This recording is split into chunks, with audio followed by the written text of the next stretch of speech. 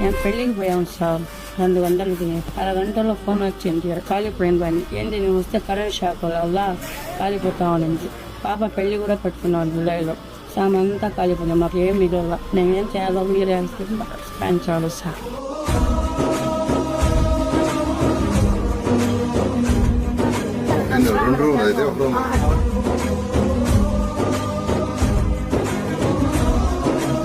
ఇల్లు మొత్తం